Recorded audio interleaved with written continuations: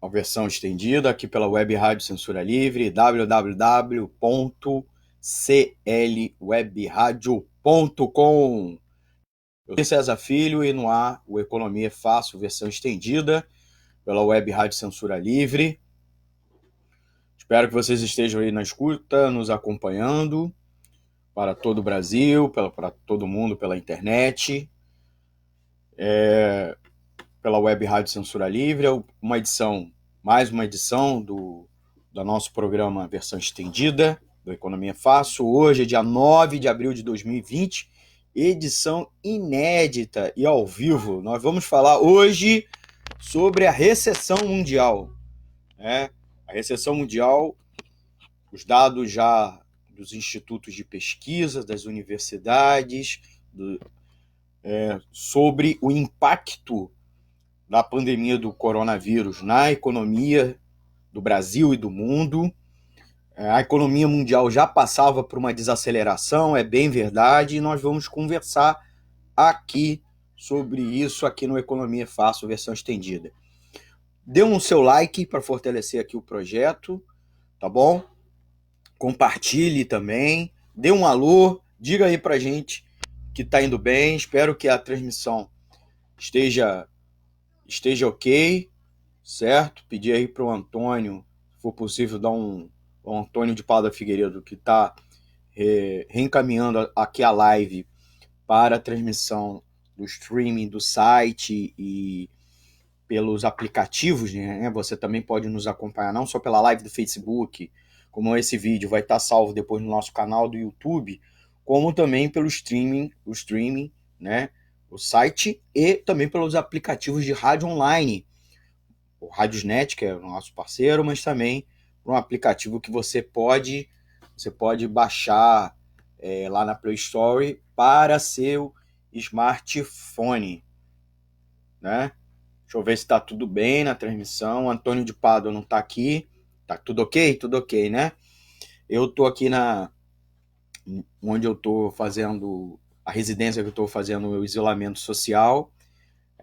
O Antônio está ajudando lá no estúdio da Web Rádio Censura Livre. Ele está lá sozinho no estúdio, né, cumprindo a política de isolamento social. E as comunicações, vocês sabem, são atividades essenciais. E a gente está tentando manter, né, esse caráter de essencialidade para você se informar, você tá conversando com a gente, se informando, né? Uma informação apurada, furando tanto o bloqueio da grande mídia que manipula as narrativas, como também os fake news produzidos aí pelos setores oportunistas, né, que tentam manipular também a opinião pública, mas ao ponto até de mentir fatos, né, inventar fatos. Então aqui, a Web Rádio Censura Livre, a gente procura ser a voz da classe trabalhadora. Então, a gente quer conversar com você, você pode nos enviar uma pergunta, uma crítica, uma sugestão pelo WhatsApp da emissora, né? Como também, é claro, você pode nos deixar um recadinho nas nossas redes sociais, no Facebook, etc, né? Então, aqui no Facebook, você também consegue nos comunicar com a gente, tá? Eu vou ter sempre a ajuda aqui do Antônio de Pádua Figueiredo para poder interagir com vocês. Eu estou aqui até com o smartphone aqui do lado, né? Então, alguma coisa eu consigo. Então, manda um recado para a gente conversar aqui ao vivo, né? Tirar dúvidas, sugestões, eu vou ler. Evidentemente, aqui eu tenho um roteiro, né, na qual eu quero interagir com vocês a partir do roteiro, né, a colinha, eu sempre falo uma colinha, e é um programa aqui até às 21 horas conversando, né, tirando dúvidas, e aprofundando até, muitas vezes, os fatos, né, que a gente, no versão reduzida, que vai ao ar de segunda a sexta, a gente conversa com vocês, né, de segunda a sexta, durante o programa Boletim Censura Livre, às 8 horas, o programa começa às 8 horas, mas geralmente o meu quadro começa às 8h30. E aí, às 8h30, eu comento o destaque do noticiário econômico do dia. Eu tô aqui na residência, se tiver um barulho de fundo, né, cachorrinho, criança, adultos, né, por conta disso. A gente está aqui e sempre tem, né? O pessoal não tá aqui. Na outra semana eles estavam até me acompanhando, olhando. Na outra eles estão lá no outro cômodo, fazendo várias coisas, ou até assistindo, mas por outros, assistindo através de aparelhos, né? Então a gente pede desculpa pelos barulhos de fundo, porque a gente não está no estúdio nem na redação da nota, que é o local que a gente frequentemente grava aqui o programa Economia Fácil, tá legal? É, eu vou já começar lendo aqui os roteirinhos e dizer o seguinte, né? O tema de hoje foi escolhido a partir de uma perspectiva simples, né? Já começou a ser divulgados várias simulações sobre queda de emprego, do produto também, do PIB dos países e do comércio internacional, como também o emprego foi um relatório emitido pela OIT, Organização Internacional do Trabalho, um relatório sobre comércio mundial, sobre projeção do comércio mundial, elaborado pela OMC, né, Organização Mundial do Comércio, e também uma projeção da OCDE, tá? Que é a Organização de Cooperação e Desenvolvimento Econômico, que é um clube de países mais ricos do mundo, né? Que o Brasil quer ser signatário desse clube, né? Quer participar, que é uma furada, assim, não tem necessidade nenhuma de participar, né? A gente, inclusive, assumiu um compromisso tosco de perder certas prerrogativas na OMC para participar da OCDE, mas a OCDE é legal que ela oferece normatizações sobre política econômica para os seus membros e realiza algumas importantes pesquisas. Então, nós estamos aparecendo aqui. Outra coisa que é até interessante é uma pesquisa da Economist Intelligence Unit, que é uma unidade de pesquisa econômica que fez uma projeção sobre recessão mundial. Evidente que boa parte dos países do mundo, né, já começaram a fazer projeções sobre o impacto da pandemia do coronavírus no seu respectivo país e também no conjunto do mundo. Então era natural que se fizesse uma série de projeções, né? Agora, era importante frisar que a economia mundial passava já por uma desaceleração. Então, a pandemia acontece no meio de uma desaceleração mundial. Inclusive, o relatório da OCDE já aponta isso, um relatório que ontem alguns jornais econômicos já começaram a divulgar. Então, o relatório da OCDE, que, evidente, a OCDE reúne as principais economias e analisa as principais economias do mundo, mesmo aquelas que nem são membros dela, mas ela procura fazer análise, eles começaram a identificar não só que a pandemia, as medidas de combate à pandemia, como também os custos da pandemia, tanto os custos econômicos, custos para dar tratamento à população, como fazer a prevenção da população, como também o impacto das mortes e dos doentes, né? Morto não trabalha, morto é um custo. Eu falo assim, de maneira pragmática, dura, mas para dar uma noção do que mais importante é manter as pessoas vivas do que preservar a economia. Porque a economia a gente dá um jeito depois, um morto não tem como ressuscitar. E o morto é prejuízo para a sociedade. Ele é um custo do tratamento e depois para sepultar. E você ainda deixa os órfãos e as viúvas para cuidar. Então, o custo da pandemia, como também o próprio custo do lockdown, da paralisação da atividade econômica, por conta da política de isolamento social, é evidente que levaria uma desaceleração ou uma ampliação da desaceleração, tendo em vista que a economia mundial já passava por uma desaceleração. Inclusive, a projeção de crescimento para esse ano, 2020, era de 2,3% ao ano. Inclusive, é uma projeção muito menor do que se tinha para os anos anteriores, tá bom? Então, o resultado agora é uma previsão de uma recessão, tá? De 2,5%. Quer dizer, lembrando o que é uma recessão? É um crescimento negativo, é um encolhimento do produto bruto das economias, tá bom? Então, encolhimento em 2,5%.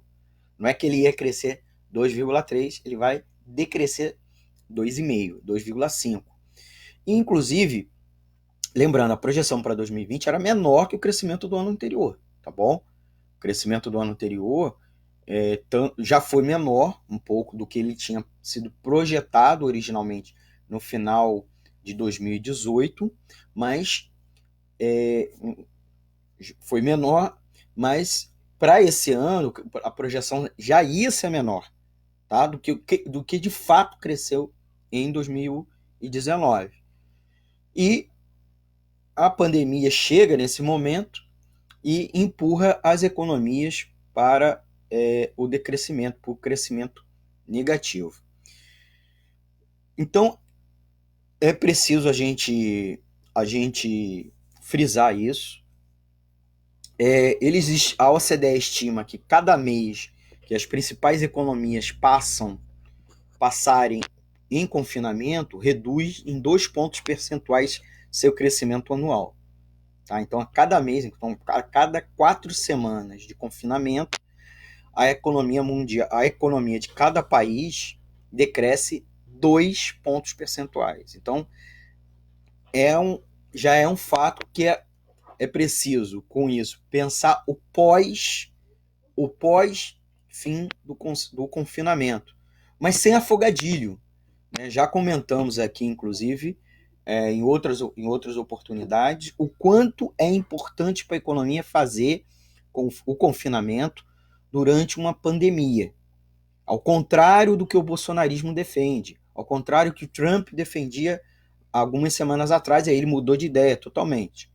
Então, existe uma série de pesquisas e a própria historiografia econômica em situações similares no passado, especialmente a gripe espanhola, foi que quanto mais efetivo, mais amplo e mais longo é o confinamento, mais a economia se recupera depois, de maneira mais vigorosa, de maneira mais rápida e de maneira mais definitiva.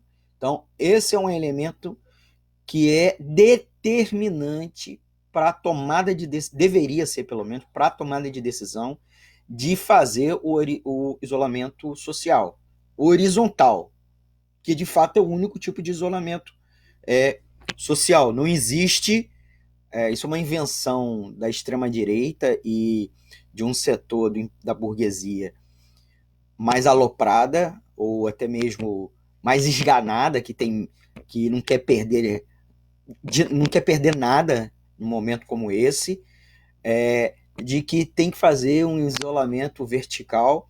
E a experiência histórica, não só da pandemia de 1918-19, mas de outras grandes epidemias, de grandes surtos, é que o isolamento é a política, inclusive econômica, mais eficaz, porque gera menos danos depois para a sociedade lidar, certo? Então, é preciso garantir renda para as pessoas que estão no isolamento, é preciso garantir abastecimento e é preciso garantir o funcionamento dos serviços essenciais.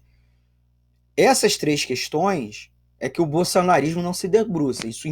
Ele empurrou esse problema para os governadores e prefeitos e empurrou para os outros poderes, para o Congresso Nacional, para o Judiciário e parcialmente até para outros setores dentro do governo, do Executivo, para alguns ministérios. Então, cada ministério está tentando ajudar da sua forma. Então, essa é a situação atual. Tá? Então, nós vamos partir pelo pressuposto que é inexorável o isolamento. E, óbvio, o isolamento tem um impacto no crescimento do PIB, do Brasil e do mundo todo. Então já tem essa simulação de impacto do crescimento do PIB. Outra coisa, vamos lá aos detalhes. Então, qual é o tamanho da projeção? Então, a projeção de uma recessão de 2,5% na economia mundial. Tá? Agora, isso é no mundo todo.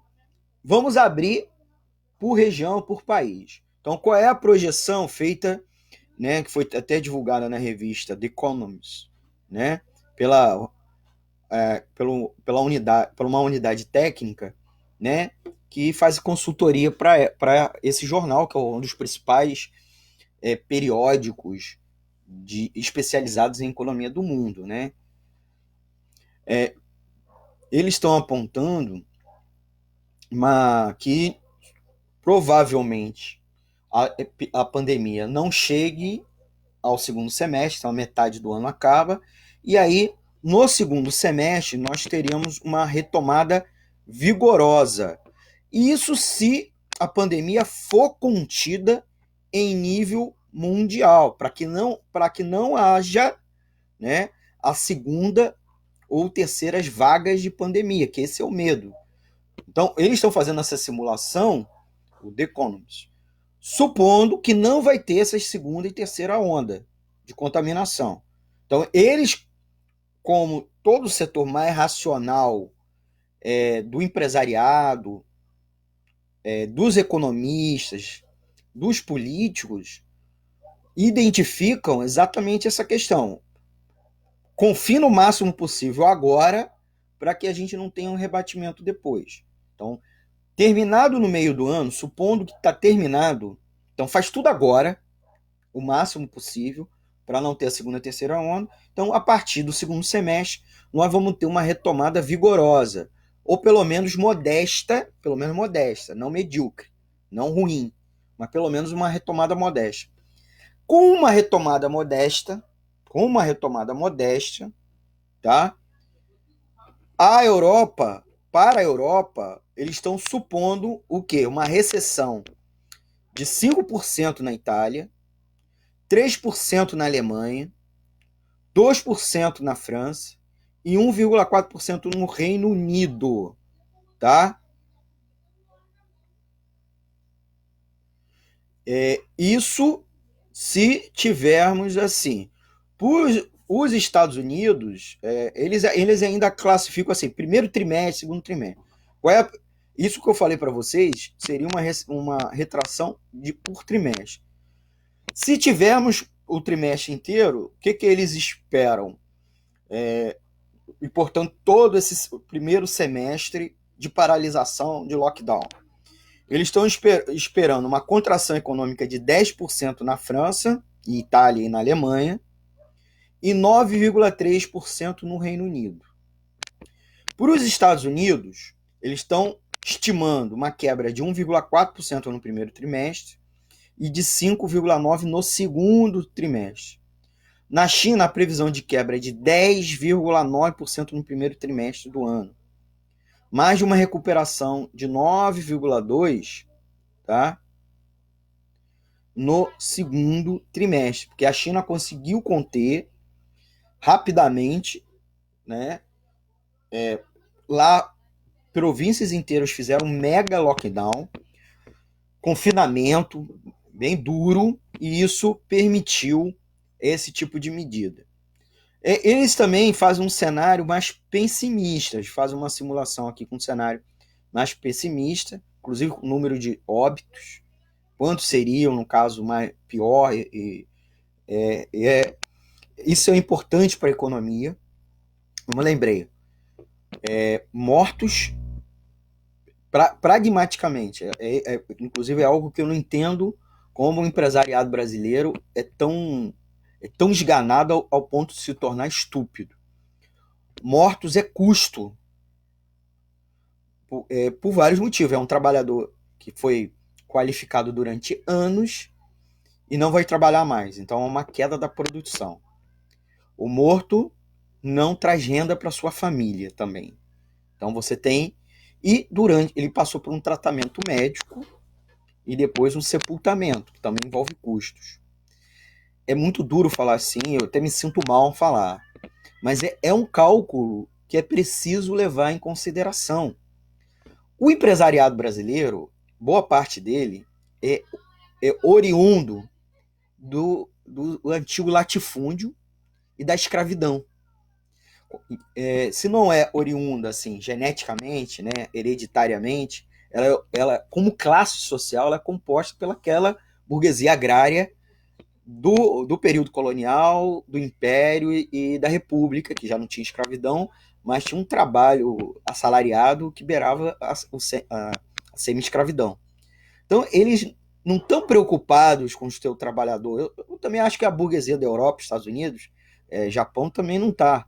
Mas não consegue chegar a esse ponto como a brasileira. A brasileira é tão esganada e ela não tem medo, inclusive, de exteriorizar as suas opiniões.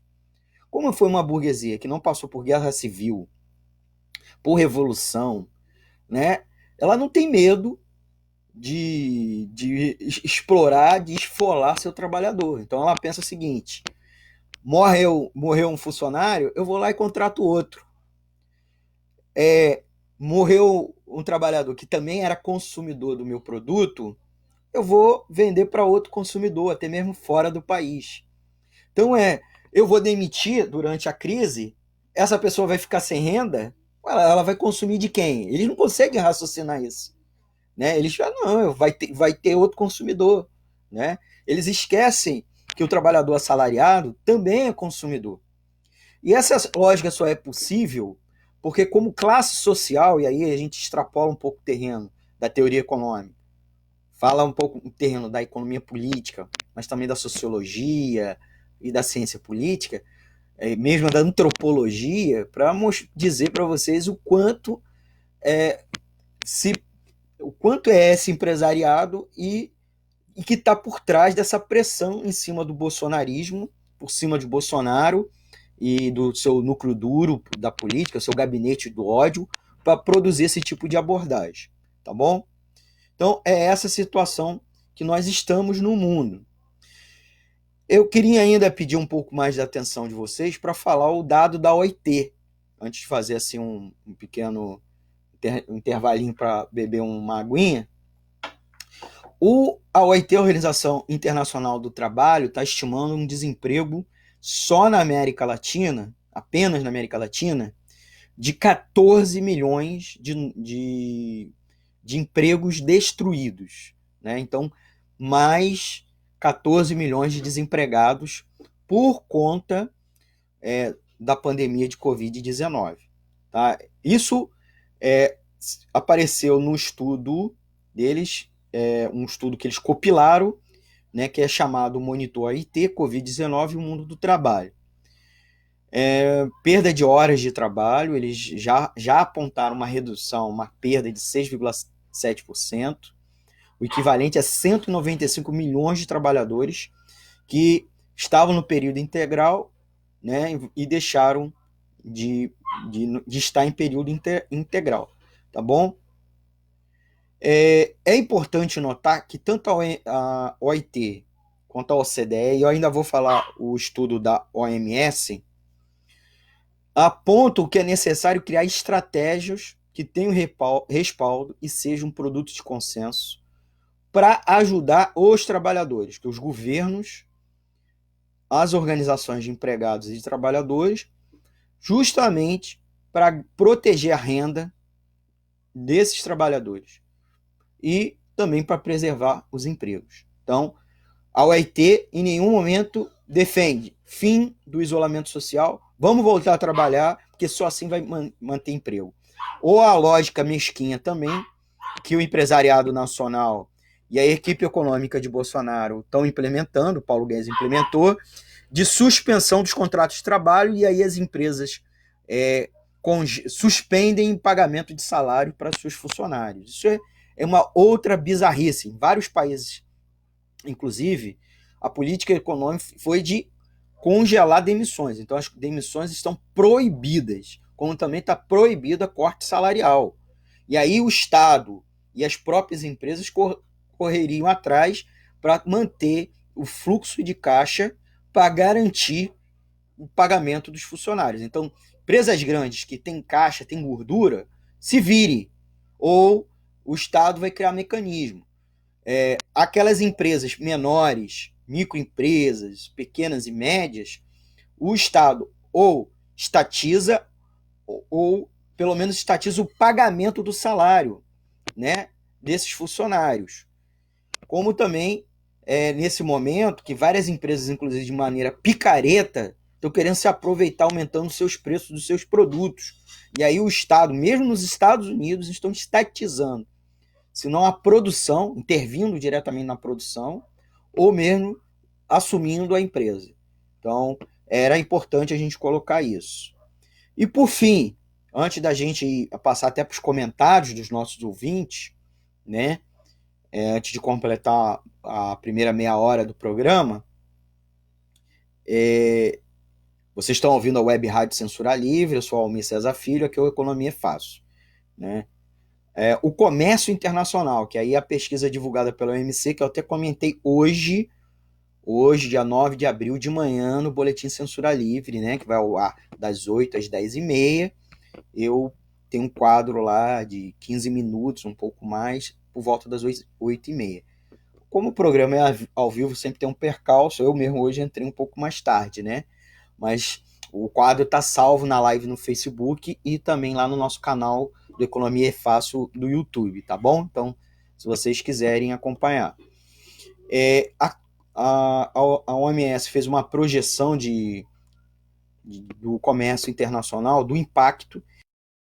Estão mostrando, eles chamam a Organização Mundial do Comércio, que o impacto da pandemia do coronavírus, né, da Covid-19, sobre o comércio internacional é tão grave quanto o da Grande Depressão dos anos 1930.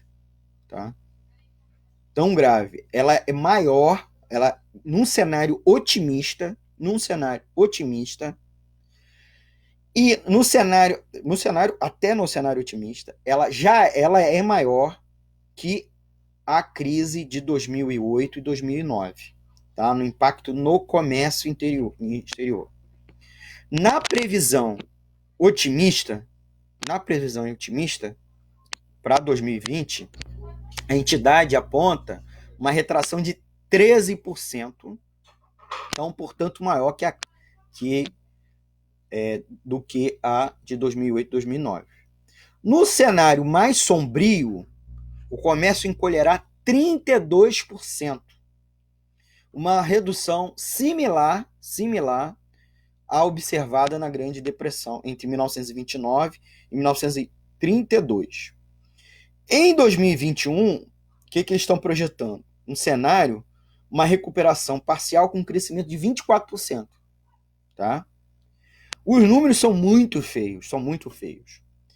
É importante colocar que a OMS, no seu relatório, né, e inclusive na declaração à mídia, na divulgação do relatório, feito inclusive pelo próprio diretor-geral da OMS, o Roberto Azevedo, ele atribuiu a crise, ao colapso do comércio internacional, lá da década de 30, às medidas protecionistas impostas pelos países desenvolvidos.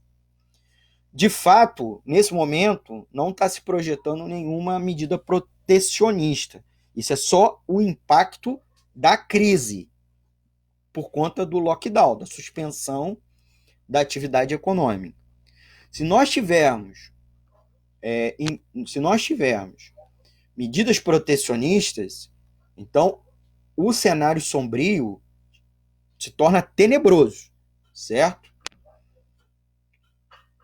Tá? Vai se tornar tenebroso. É importante colocar que o comércio já estava numa retração em 2019, antes do surto do coronavírus. E se devia a tensões comerciais entre os Estados Unidos e China, que nós já tratamos aqui no Economia Fácil algumas vezes. A guerra comercial que levou uma queda de exportação e importação entre esses dois países, que são as duas maiores economias do mundo. Elas têm relações umbilicais, elas são rivais, mas elas têm relações umbilicais, né? Ao ponto de alguns economistas chamarem de chiméria, porque é uma economia tão umbilical, né, siamesa, que parece uma só, mas uma só que são rivais, são inimigos ao mesmo tempo, são colados e rivais. Até a gente abre um parêntese. A história já mostrou no passado que isso é possível e o fim dessa história é muito ruim, tá? A história com H maiúsculo fala que essa história com H minúsculo não acaba bem, né? O exemplo maior era a relação de umbilical de rivalidade entre o Império Alemão e o Império Britânico antes da Primeira Guerra Mundial.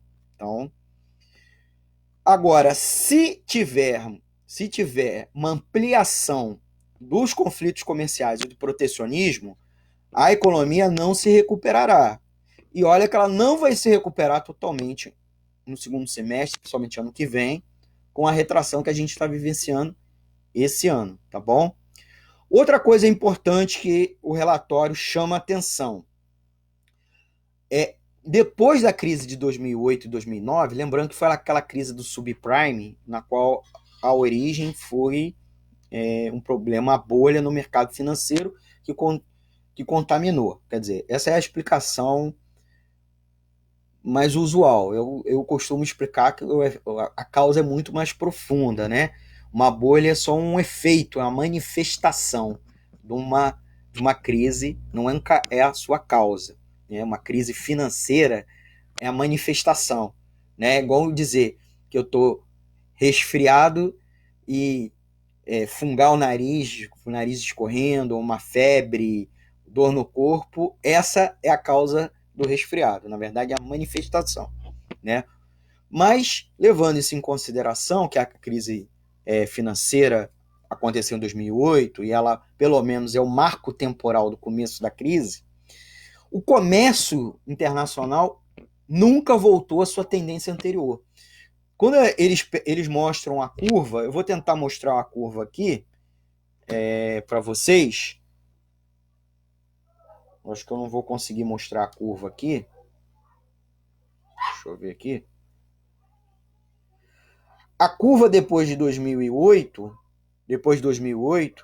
ela, em vez de seguir assim, ela passa a fazer assim. Quando ela volta a crescer. Então há uma inflexão, uma desaceleração permanente no comércio internacional. O comércio internacional, lembrando, as exportações e importações, certo? E elas são evidentemente importantes. Tá bom? Gente, já terminou a primeira meia hora do programa e eu queria saudar os nossos ouvintes, agradecê-los pela audiência. Lembrar aí que vocês estão acompanhando o Economia Fácil, versão estendida.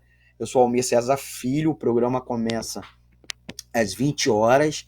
A gente já tem até às 21 horas para conversar sobre o tema mais importante da semana, o tema que a gente escolheu, inclusive interagindo com vocês. Inclusive, mande sugestão de temas de programa, de pauta para a gente, tá? Manda aí para o WhatsApp da emissora, como também nas nossas redes sociais. Deixa uma mensagenzinha nas redes sociais para a gente interagir aí com vocês, beleza? Então, quem está nos acompanhando? O João Alexandre, que eu já achei, o Antônio Sebastião Luiz. O João Alexandre até deixou aqui um recadinho, né? Forte abraço e um ótimo programa. Tema muito importante. Obrigado, João Alexandre. O Carlos Adriano também está nos acompanhando. O Domingos Pereira, o Reinaldo Leal Benedito, o Gladson Araújo, a Mônica Gonçalves, a Lili Olivier curtiu a transmissão. Então curta a transmissão, aperta o like, tá bom? Para fortalecer o projeto e compartilha também. José Roberto Oliveira está acompanhando a gente, a Deise Alvarenga, a Paula Tejano. Ela, inclusive, concordo sobre a questão de não existir isolamento vertical. Obrigado, tá, Paulo? O José Mana Júnior, nome que inclusive de uma escola em São Gonçalo, está nos acompanhando. O Everaldo de Cerqueira, o Fabrício Rocha. Na escuta, o Márcio Silveira da Silva, que é o nosso ouvinte de Goiás, a Vanessa Maria, o Macedo Américo na escuta, o Mauro Luiz Dias Araújo, a Simone Ronaldo Marques, a Tatiane Menezes, o Jacó Almeida e o Alexandre Cunha, tá bom? Então queria mandar um beijo, um abraço a esses nossos amigos e amigas ouvintes aqui do nosso programa, tá bom? Manda a sua pergunta, escreve a sua pergunta, tá bom? Pra gente interagir. Eu fiquei com a promessa, né, de conversar com vocês sobre algumas coisas, né, quer dizer, eu tenho que cumprir uma promessa aqui de responder uma série de perguntas feitas por ouvintes em outras oportunidades, né, sobre como lidar com essa situação, né, de crise econômica, as medidas, algumas polêmicas também, então eu tenho que atender vocês. Vou tentar agora, né? Não tenho tanto tempo assim, mas embora eu falei bastante, né? Deixa eu tomar até um golinho aqui. Uma das grandes dúvidas é se no marco do capitalismo, isso eu até cheguei a responder num dos últimos programas, era possível estar lidando com a crise de um outro modo. Essa pergunta, inclusive, veio num contexto uma forte crítica minha, e também expus aqui, da maioria da classe dos economistas, classe profissional, né? Não classe social, classe econômica, classe social. Boa parte dos economistas apresentaram uma forte crítica que persiste, continua, das medidas que o governo vem fazendo, vem atuando nesse momento. Tanto para financiar as ações de prevenção ao coronavírus, de tratar os doentes, impedir as mortes, portanto, do ponto de vista sanitário e de saúde, como também para proteção econômica das pessoas. Tanto as pessoas que estão em isolamento social, estão com as suas atividades paralisadas ou semi-paralisadas, como também em razão da gente ter que gerar renda e produto para quem está nos serviços essenciais, inclusive na linha de frente do atendimento aos pacientes com coronavírus. E das outras doenças também, porque as pessoas também estão morrendo de outras coisas nesse momento. Mas, inclusive, os dados mostram que as pessoas estão morrendo. Já morreram no Brasil de coronavírus. Em dados oficiais, quer dizer, existe também a subnotificação e é reconhecida pelas autoridades, que esse ano já morreram mais pessoas de HN1 e dengue e mais uma doença. Agora eu esqueci porque eu tô sem a minha colinha aqui. Então, esse mito do bolsonarismo que agora todo mundo está morrendo de coronavírus, isso é uma mentira, né? Isso aí é para inflar os números. Muito pelo contrário, os números estão sendo artificialmente desinflados. E boa parte das autoridades até reconhece o problema da subnotificação. E um dos motivos simples primeiro, os números de mortos de doenças respiratórias muito maior do que o ano passado no mesmo período do ano. Tá? Os dados mostraram aí 4 vezes maiores. Então tem pessoas morrendo e não estão sendo computadas, no mínimo, ou de repente começou a surgir outros vírus potentes, gripes potentes, tá? Ou as pessoas resolveram ficar todas com problemas pulmonar de uma hora para outra, ou estão morrendo de coronavírus, e a falta de testagem está levando a subnotificação. E outra coisa, pessoas com baixa, inclusive sem sintomas graves, ou sem sintomas, pessoas assintomáticas, contaminadas, que não fizeram teste, porque tem pouco teste disponível. Então, isso é importante a gente frisar, tá bom? Então, o bolsonarismo, o governo Bolsonaro, muito medíocre, muito pior que medíocre, tá jogando contra. Ele cria um problema para vender uma solução. Então, ele, em vez de garantir emprego, renda, e abastecimento das pessoas, ele está criando a dificuldade para suspender o isolamento social. Bolsonaro deu uma acalmada, porque há uma pressão, inclusive, de tirá-lo do poder de qualquer jeito, forçar uma renúncia, impeachment. Então ele deu uma acalmada. Isso não quer dizer, isso não quer dizer que ele volte a plena carga no próximo momento. Ele está vendendo essa facilidade que é a tal cloroquina.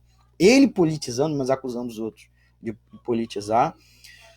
Porque ele quer empurrar uma solução para dizer o seguinte: não tenham medo, vá trabalhar, que o remédio está aqui. Então, a doença pode até evoluir para algo grave, mas você tomando o remédio não vai morrer. Então, não tenha medo. O que é uma canalice, certo? É uma canalice. Porque não dá o grau de gravidade e de risco. E uma outra coisa, você pode não evoluir para uma situação grave, mas você pode ser portador do vírus e contaminar uma pessoa, uma outra pessoa, e ela sim vá para uma situação grave ou mesmo a óbito.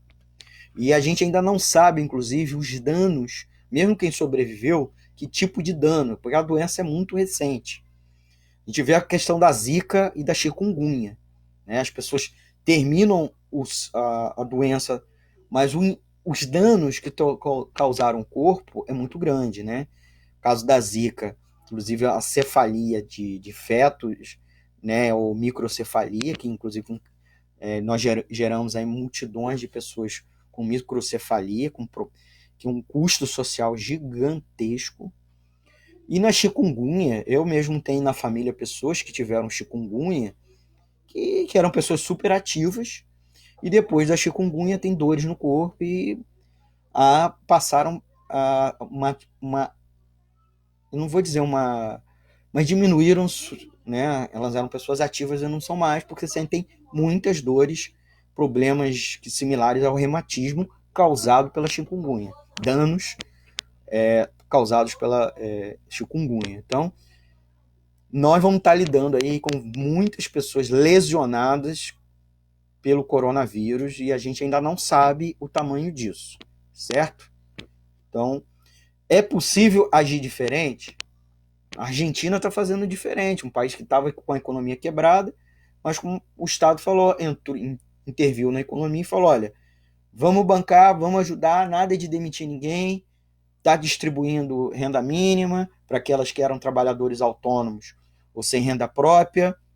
As empresas estão proibidas de demitir, as empresas que não têm gordura estão indo ao Estado, o poder público está vendo o que vai poder ajudar, porque era assim, nós pagamos impostos, e muito caro. Então, era o momento do Estado, né, entrar para cuidar dos doentes, prevenir novos doentes e ajudar as pessoas que estão sem renda, sem a possibilidade de gerar renda nesse momento, certo? Então, dentro do marco do capitalismo, e assim, não são medidas vigorosas, heróis nacionais, né? Então, até o caso do Trump, e olha que o Trump é muita crítica. Eu ainda não consegui fazer um programa só com críticas ao Trump, ou mesmo os países europeus, governados pela centro-esquerda, pela centro-direita, pela direita, porque no Brasil o negócio é tão complexo, é tão patético, e tão canalha, que a gente tem dificuldade de aprofundar o debate. Mas dizer que no marco do capitalismo é possível fazer diferente. Mas isso é suficiente? Não. Então, mesmo os governos que fizeram diferente na Europa entraram muito tardiamente na prevenção, tá? E muitas falhas depois que o vírus chegou no território nacional, e a resposta tem sido muito ruim, né? O caso da Itália é o maior exemplo, né? Mas eu poderia colocar a Alemanha, que está sendo uma parte um pouco onde o surto está menor, mais devagar, a curva, tá, muitos erros na condução econômica, e a ênfase é uma ênfase ainda na prevenção dos danos sobre o lucro dos grandes patrões. Só que lá, de maneira mais esperta, eles falaram: olha, melhor nesse primeiro momento a gente fazer o isolamento social, faz o isolamento social e depois a gente vê a questão da economia. Mas eles também estão fazendo isso numa perspectiva de ajudar os grandes patrões, especialmente os bancos. Então, a primeira coisa, lá como aqui também fez, foi liberar recursos para os bancos. Então, por exemplo, aqui no Brasil, os bancos receberam uma injeção de 1,4 trilhão de reais. E aí o governo fica se amarrando em liberar 600 reais, né? Uma confusão danada, depois de mais de uma semana e meia sendo aprovada no Congresso Nacional. Não enviou o projeto para o Congresso, anunciou, não enviou o projeto para o Congresso. O Congresso teve que se virar sozinho. Inclusive, o que foi anunciado era só 200, aí o Congresso fez mais, 200 reais por mês. Se 600 não é nada, imagina 200 reais, gente. Isso é outro absurdo. E nós aqui tivemos a oportunidade no Economia Fácil de dizer, inclusive, quanto esse dinheiro injetado na economia vai ajudar, inclusive, a própria economia, gente. Então, até nesse ponto de vista, como é uma medida burra não fazer esse socorro, não é só um socorro social, que eu acho que é a prioridade zero, não é a prioridade 1, é a prioridade zero, é a gente ajudar as pessoas, os seres humanos, os cidadãos. O cidadão trabalhador, porque o rico que se vira, ele tá lá no bunker dele, se protegendo, tá? Se protegendo. Você vê a comparação, o pessoal fez a conta, que até agora o governo vai liberar de auxílio aos trabalhadores, especialmente os mais pobres, 900 milhões de reais. Essa é a conta da série de medidazinhas que o Paulo Guedes anunciou e começou a implementar ou não, mas que anunciou, 900 milhões de reais. Sabe quanto que é para os pobres? E isso é 900 milhões para os trabalhadores, especialmente os mais pobres. Sabe quanto que é para a empresa? Para a empresa, não importa o tamanho da empresa, 2 bilhões de reais para as empresas. Então, até nessa perspectiva, é uma canalice a condução da política econômica. Quer dizer que nos outros países não façam disso? Então, eles fazem igual, mas é menos escrachado, menos explícito, menos assintoso. Como aqui no Brasil, é isso. A burguesia. E outra coisa, em todos os outros países, o Banco Central, inclusive, está imprimindo dinheiro, está emitindo dinheiro. Você sabe que ele, para gerar crédito para o Tesouro Nacional, poder pagar todas as políticas que ele está, a política de saúde, como a política econômica durante a pandemia. Você sabe o que o Banco Central brasileiro vai fazer? Emitir título para pagar, na qual os banqueiros que estão com dinheiro injetado do próprio governo vão comprar esses títulos, emprestar entre aspas, mas depois eles vão receber juros. Então, eles vão receber de juros com o dinheiro do próprio povo. E depois o povo vai pagar o empréstimo para eles.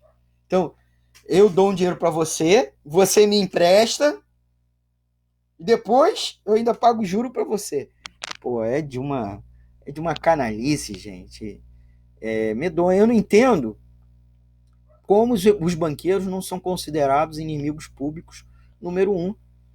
Até para a direita, né? A direita, historicamente, lá antiga, muitas vezes falava mal dos banqueiros, né? A nova direita idolatra os caras. Eles são inimigos de qualquer perspectiva, de todo o povo, até de uma parcela da burguesia. Como a burguesia se financeirizou, né? Ela virou sócio minoritária ou meramente gerente do capital financeiro, ela não vê rivalidade entre eles, né? Contradição realmente eles nunca tiveram, mas não vê rivalidade.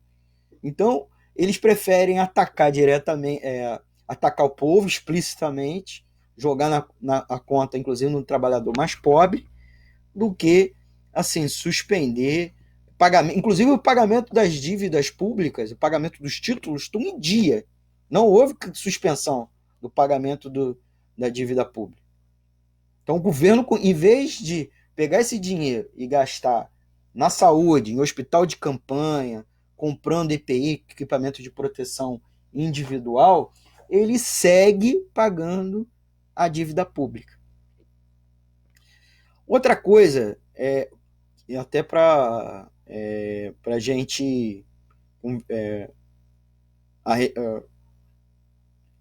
eu estava falando que esses R$600, o quanto ele é bom para a economia, né? A projeção é que esse auxílio vai injetar na economia brasileira algo muito importante, tá? Que vai permitir um efeito multiplicador, não só socorrer as famílias, tá bem? Socorrer as famílias.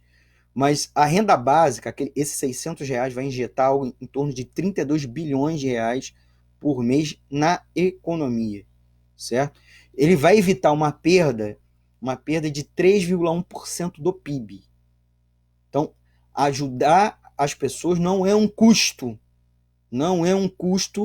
que vai penalizar o Estado e a economia brasileira. Muito pelo contrário, vai ajudar a economia brasileira, tá? Se eles aumentassem a quantia para um salário mínimo, certo? Seria ainda muito melhor. Nós injetaríamos algo em torno de 76,5 bilhões de reais por mês e gerar algo em torno de 16,7 milhões de postos de trabalho, pelo efeito multiplicador. Porque as pessoas com essa renda elas vão consumir produtos que alguém vai produzir para elas, e por sua vez vai receber salário, que por sua vez vai consumir. Então tem um efeito multiplicador.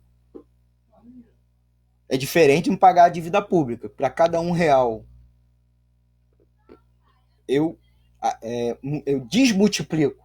Eu tenho um efeito, né, que se reduz em 0,75 centavos para cada R$1 gasto. Enquanto eu gasto para a educação 1, eu tenho um efeito multiplicador de R$3 na economia. Então, para vocês verem que a hierarquia está errada. Né? Esse papo de confiança, de honrar. Eu não tenho nenhuma confiança em agiota. A agiota não se paga. Né? A agiota se manda para prisão. A agiota não se paga a dívida com ele. Se manda ele para prisão. Certo? É isso que a gente deveria estar fazendo. Então, é possível, e isso eu vou dizer, nos outros países eles estão fazendo igual, mesmo na Argentina, que eu citei como exemplo, mas não é um grande exemplo. Mas lá, especialmente na Europa, no leste asiático, na América do Norte, é menos assintoso. É isso que é o ponto. Por fim, eu queria fazer uma polêmica, né? Trazer uma polêmica aqui que eu vou aprofundar num próximo programa, porque as pessoas vêm me questionando. Almeida, essas medidas são keynesianas, não são medidas da esquerda. Não são medidas dos socialistas. Né? Deveriam se exigir mais radicalidade, deveria se exigir, inclusive, expropriação das empresas, em vez de renda mínima, injeção de recursos na economia, né, salvar a empresa ou injetar a empresa. Eu vou dizer uma coisa para você. Duas coisas. Renda mínima não é uma defesa... Até os liberais defendem renda mínima. Eu costumo dizer que intervenção... Os liberais, no momento que a água começa a bater na bunda deles, eles lembram que, que o Estado está ali para intervir na economia e que o mercado livre não é perfeito. Né? Então, quando tem uma grande crise, uma guerra, uma catástrofe natural, um terremoto, um furacão, o livre mercado, eles esquecem dessa abstração. Então, o Estado tem que ir lá para socorrer, especialmente socorrer as empresas que eles são dono e trabalham nelas. Então, eles esquecem isso. E essa defesa da renda mínima é uma defesa histórica do movimento classista de trabalhadores. Onde a Seguridade Social é isso, é porque houve um desmonte da Seguridade Social, do Estado de proteção, do Estado de Bem-Estar Social, do sistema de seguridade, e aí é necessário um sistema complementar. Então a renda mínima entra como uma complementariedade, como um seguro, em vez de ser um seguro, né, público, ele entra como um aporte do tesouro público. Então, historicamente, se defendeu esse tipo de medida, gente. Distribuição de cesta básica, isso não é uma exclusividade da burguesia. A classe trabalhadora sempre reivindicou esse momento de catástrofes, de calamidade. Então, isso é uma burrice. Agora, defender, contrapor crédito, intervenção, renda mínima, injeção pública diretamente com expropriação, né, de empresas, estatização de empresas, dizendo essa aqui é socialismo, isso aqui é keynesianismo, é outra burrice. Outra burrice. Porque o keynesianismo, como até mesmo os liberais, em situações de mercado imperfeidade, eles defendem expropriação. E fazer essa defesa, esse programa de maneira artificial, assim, solto, é artificialismo. O que a gente precisa nesse momento é defender um programa conjugado, programa mínimo, programa máximo, fazer um programa de transição, tá? Um programa de transição, que faz essa transição do momento atual para um novo momento, inclusive,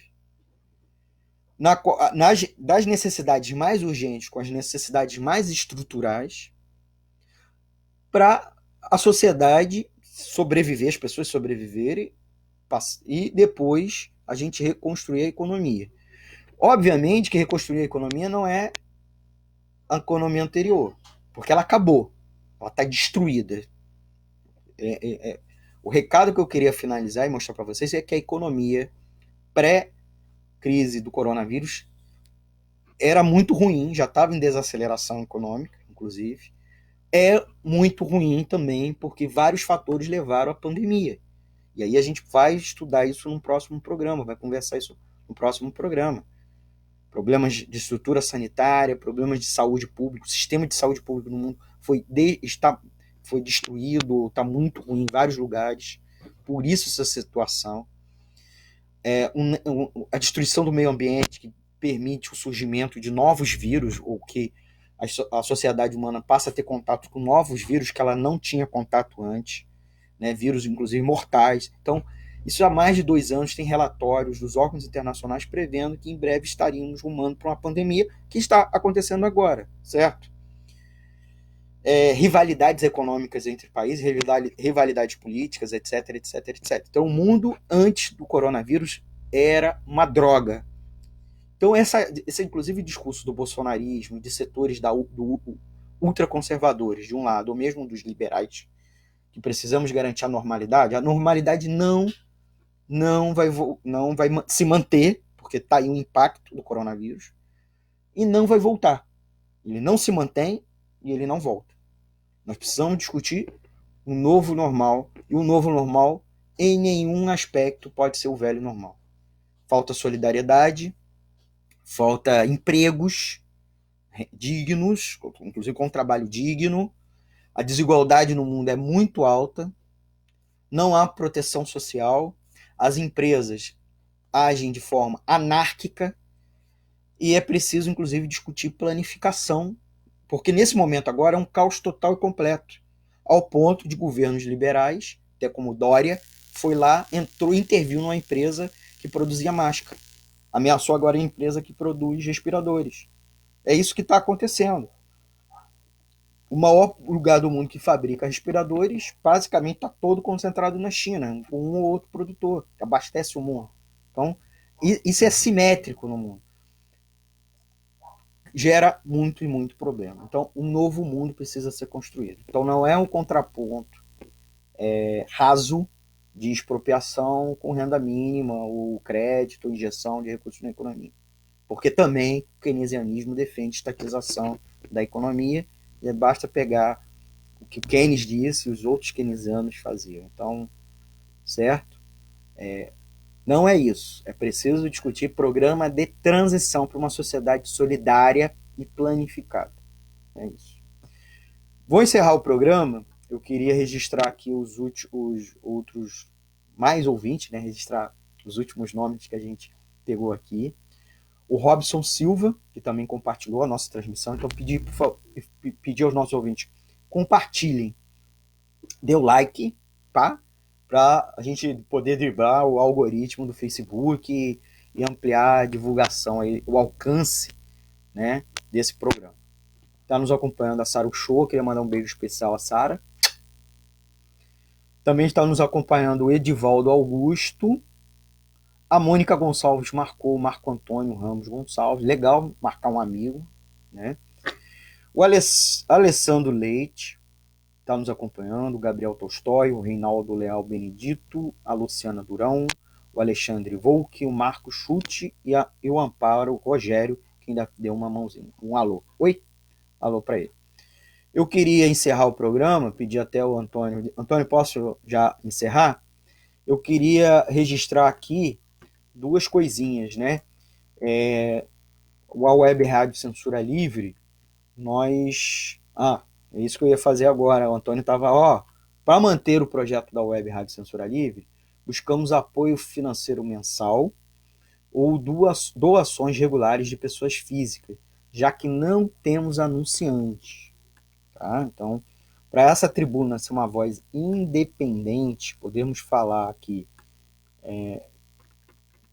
com liberdade, sem fake news ou manipulação sobre ordem dos patrões, dos grandes empresários e dos banqueiros, a gente precisa da doação de vocês, ouvintes. Então a gente está agora com uma vaquinha virtual lá na plataforma Apoie-se, tá? Digita aí apoia.cse/CL Web Rádio, tá bom? Apoie-se, né? apoia.se/CL Web Rádio, tá bom? Digita lá no buscador ou no navegador para o software de navegação da internet, tá bom? A gente tem as outras plataformas nossas de nossos programas, a gente está em podcasting, tá bom? Tem nosso canal do YouTube, não deixa de ir lá se inscrever e clicar no sininho para receber as notificações, tá bom? A gente conta com a ajuda de vocês, né? E, é claro, pode mandar uma mensagem o e-mail aqui do Economia Fácil, que é economiafácil@gmail.com, tá bom? Deixa um recado nas nossas redes sociais da Web Rádio Censura Livre, da Nota, da Agência de Notícias Alternativa. Deixa lá um recadinho. O nosso WhatsApp da emissora é o 21 99833 6490. Vou repetir, 99833 6490. Certo?